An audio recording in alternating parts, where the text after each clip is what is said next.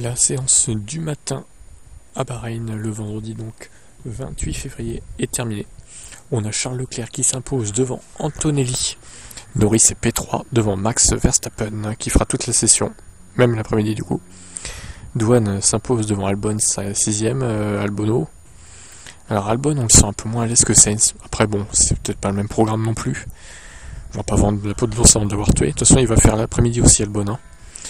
Hadjar, 7ème devant Alonso, qui va aussi faire toute l'après-midi si c'était pas prévu, mais Stroll apparemment est malade, d'après ce qu'on nous a dit chez Aston Martin, donc étonnant d'être malade, c'est bon, peut-être après. Hein. Bortoletto 9ème, et Biermann ferme la marche comme souvent sur la Haas. Donc cet après on a Gasly, Tsunoda, Hülkenberg, Ocon, Hamilton et Russell et Piastri qui prennent la place des autres, de leurs équipiers respectifs. Et Verstappen continuera, tout comme Albon et Alonso. Voilà, donc à voir ce que ça va donner. Est-ce que ça va pusher à 17h? Peut-être. J'espère qu'on aura des chronos qualifs. Allez, ciao. Ça y est, c'est enfin terminé, ces essais privés de Formule 1 2025. George Russell a voulu finir sur une bonne note en signant le meilleur tour de la 3e journée à Bahreïn. Tout juste devant Max Verstappen, 21 millième seulement d'écart entre les deux. Albon sur la Williams n'a pas battu le temps de Sainz, mais quand même 3ème. Au final, cette Williams, mais qu'est-ce qu'elle a mangé, quoi. Franchement, par contre, si Williams se fait éliminer en Q1 à Melbourne, je rigole, hein, vraiment.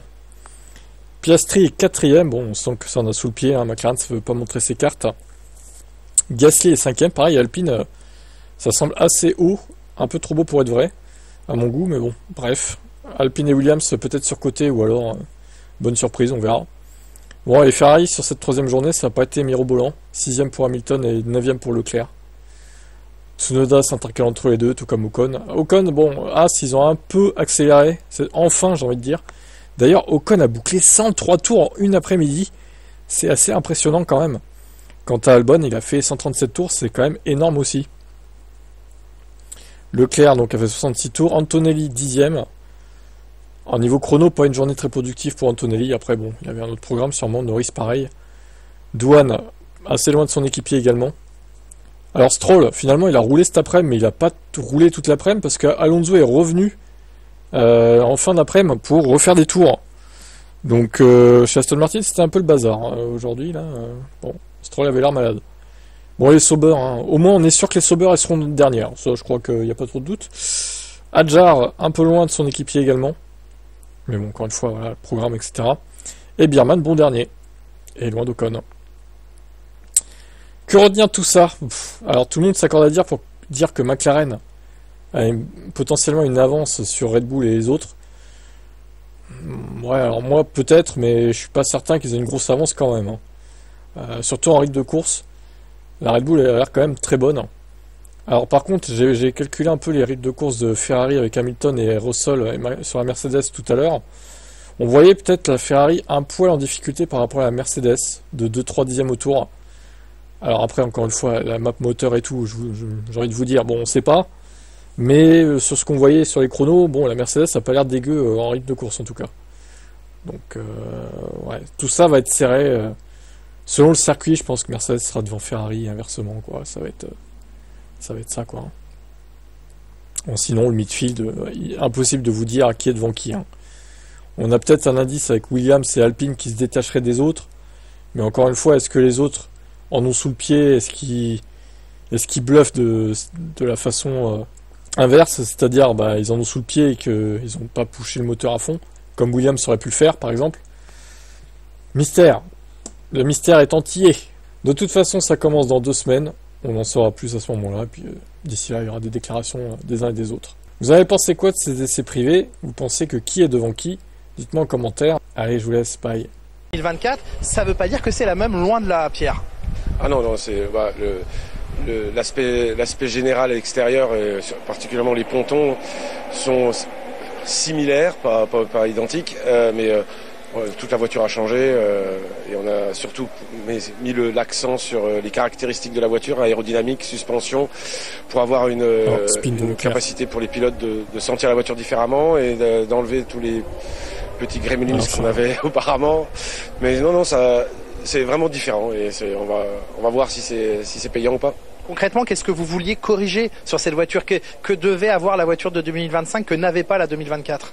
Alors la voiture de 2024 avait un gros potentiel, comme on pouvait le voir au début d'année et même en fin d'année. Par contre, pour l'utiliser, c'était très compliqué, et dans des conditions très difficiles, c'était dur pour nous, c'était très pointu, et cette caractéristique ne permettait pas au pilote d'utiliser le maximum potentiel de la voiture dans toutes les conditions. Donc on a peut-être réduit un peu le potentiel, mais avec une capacité meilleure pour le pilote d'utiliser ce potentiel. Vous, Pierre, personnellement, vous étiez plus dans on va chercher la performance maximum, quitte à ce que la fenêtre d'exploitation reste étroite. Et puis, on entendait par exemple Christian Horner dire ce serait bien que cette fenêtre s'élargisse. Vous étiez plutôt d'une philosophie différente dans l'idée. Au départ, oui, parce que surtout quand on a un pilote comme Max qui permet d'utiliser sur une plus petite fenêtre la voiture, en gros, ça nous a permis de gagner beaucoup de courses grâce à ça.